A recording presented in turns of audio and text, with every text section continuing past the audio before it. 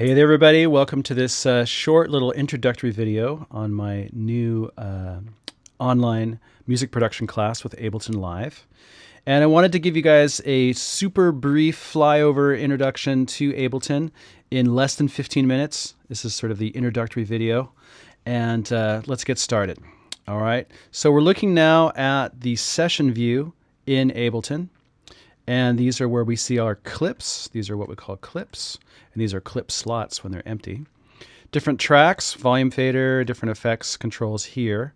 Name of the track is up on top, right? Transport controls, play and stop and things like that are up here. This is what we call our master fader, up and down fader there. And these are our effects return channels. And we'll talk about those in just a sec.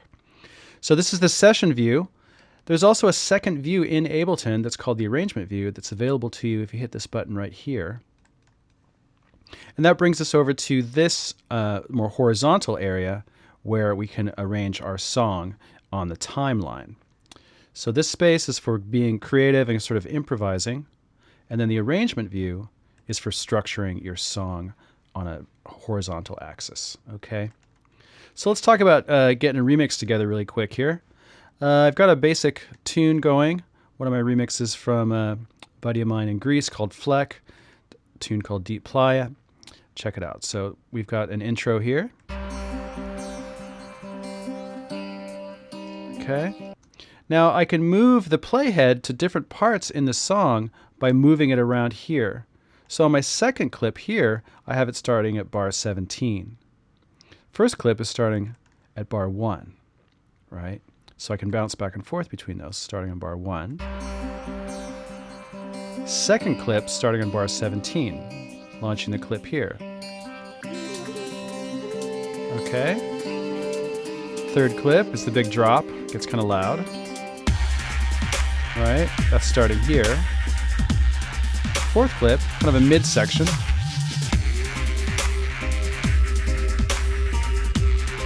So I'm able to jump back and forth between different parts of the song depending on which clip I've selected.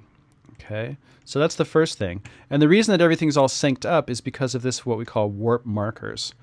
We put these little yellow markers in here that pin the audio to the timeline. And we activate that by hitting this warp button right here, and then we start to place warp markers on key sections of the song. And that keeps everything sort of on the grid or in sync. Now say I want to add another set of beats on top of this track. So I have my intro here. Let's just play this a little bit. And I've got another drum loop here that I can add. Can I have a simple beat here? Right, so I can let that roll. So I've added a beat onto this intro part. Right, so we started here. And now we've got our beat playing. We've got another beat I can drop in. Check it out.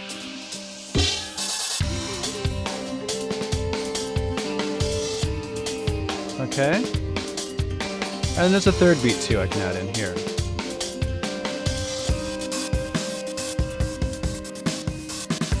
So I can bounce back and forth between all these different beats while still looping the first section of the song. All right.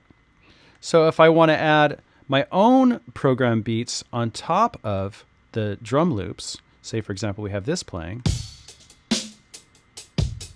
and I want to add in my own beats that I program with my drum machine, right, this fella here, I can do that here. So I've created a MIDI clip and I've added in the beats. I'm going to grab this here, here we go. So here's the first drum loop playing. Now I'm going to add in my own drum machine beats here.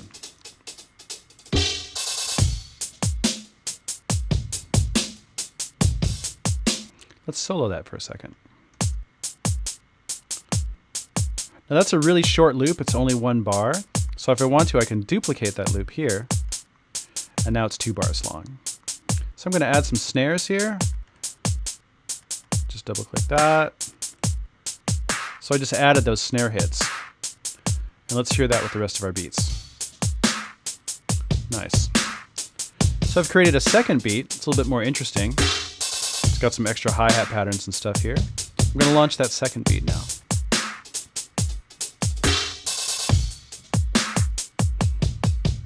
Okay. And of course I can bring in my song again by launching the clip here.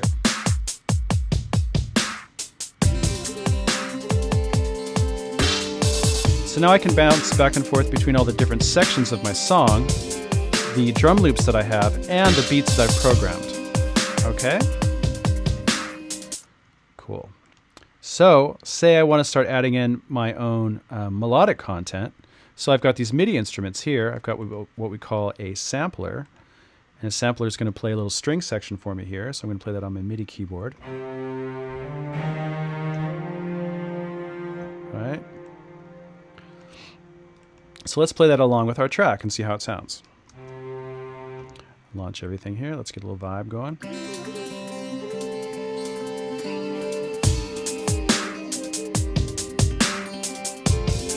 All right, I'm going to play a little bit of my strings.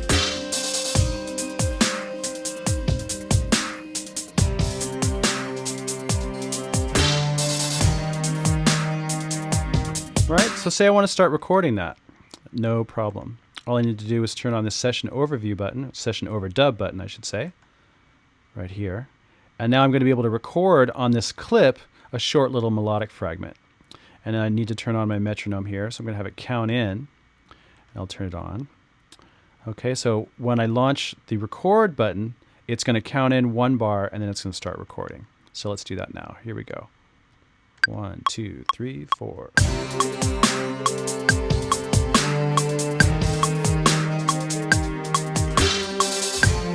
I'm recording in real time.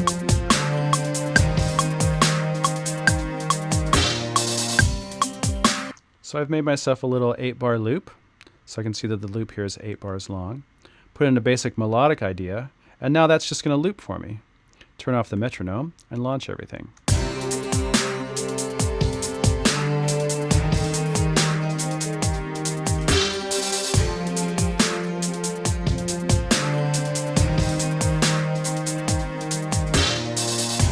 Okay, so let's say I want to change the arrangement a little bit and start adding in different instruments, but I still want to use the same melody that I just recorded. So that's super easy too. I just copy this clip by hitting right click, copy it, and I can drop it onto another MIDI instrument. So I copied the clip onto this bass. So the bass is sounding a bit like this. And this is what we call an analog synth inside Ableton. It's one of their devices. And so now I've copied this string part onto the bass. So it's going to sound a bit like this.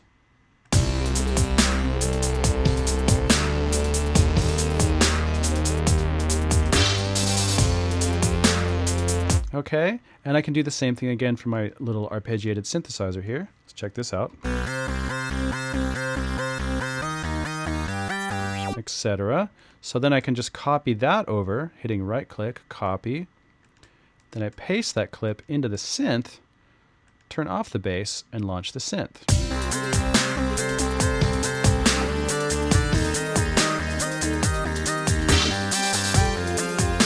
So by copying and pasting the clips onto different instruments, I'm able to create an arrangement really, really quickly. Because now I have what we call orchestration. I've got my string section, my bass, and my leads are all playing similar lines, and I can mix and match them. And of course, I can still mix and match the different parts of the song and all the different beats that I wrote as well. So let's work with that for a second. So we've got this bit.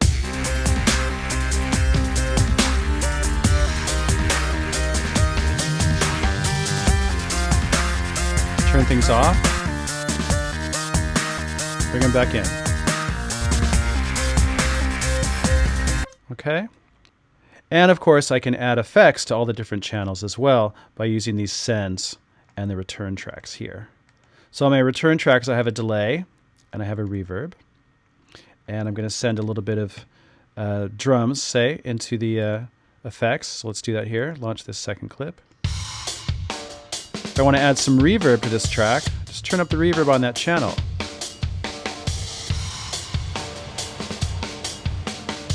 Maybe delay.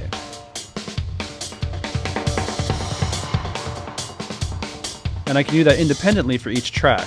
So let's launch something else. Maybe I want to dub out these flute lines here. So that's the delay and the reverb. So that enables me to do sort of like dub remixes and add effects on each channel using the sends and the returns. And then of course there's always effects on the master channel as well. So right here on the master, I've got a little auto filter, which is going to sweep out the top end or the treble or the high frequencies of that track on the master channel. So let's hear that.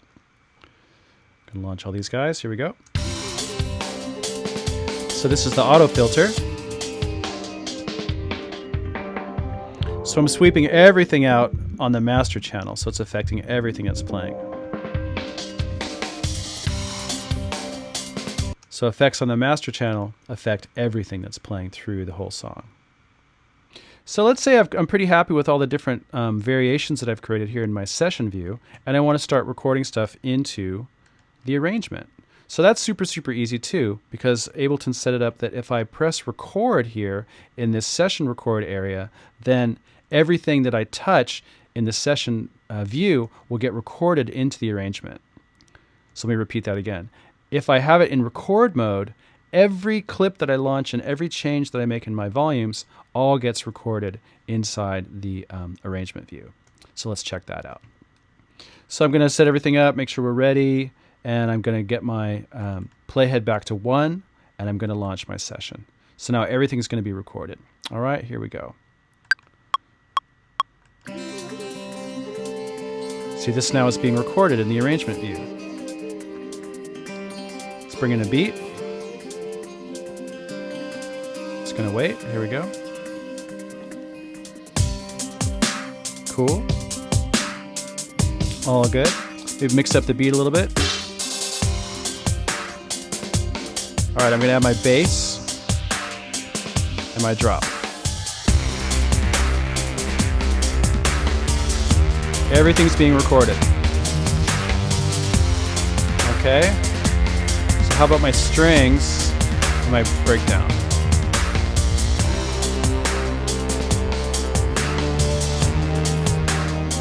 Fade that down.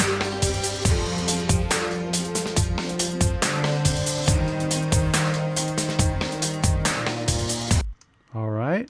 So check it out. All of that got recorded in the arrangement view. Even the volume changes that I made, everything else got recorded. Now if I want to just launch the arrangement, I just hit this red button, which is the back to the arrangement button in Ableton. And now I can play everything from here. So now we're going to hear the intro. And jump ahead bar 9.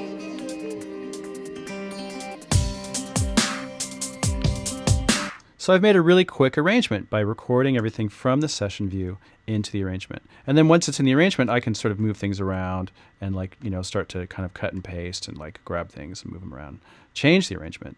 So that is one of the greatest features about Ableton, is the way that you can quickly create these ideas and then take a snapshot of them and throw them into the arrangement and then begin to work out your song structure. So that's my super quick and dirty flyover of Ableton Live, and I wanted to try to cover the main sort of key features in a short introductory video. I was trying to get in under 15 minutes. I'm not sure if I made it or not. But this is basically an introduction to the larger 4.5-hour course that I'm offering. I'm super excited about this course. It's the first time that I've put together an online music production tutorial of my own content. And it was a lot of work, and I hope that you enjoy it as much as I enjoyed putting it together. So if you have any questions about content, or if you're curious about the class, please get in touch with me through my websites or my social media channels. And I'm going to be sending out teasers of the course content over the coming months. But I hope that you sign up and stick with me through the whole program. It's really a very comprehensive overview into music production with Ableton. And as I mentioned in my little intro video, we're covering Ableton Live, but we're also talking about, digital songwriting and arranging and mixing and various features of what it takes to be a digital music producer in the current era. So I hope that was cool, and I'm going to take off and get ready for this next session. Thanks for sticking with me, and hope to see you in the course. Thanks, everybody. Ciao.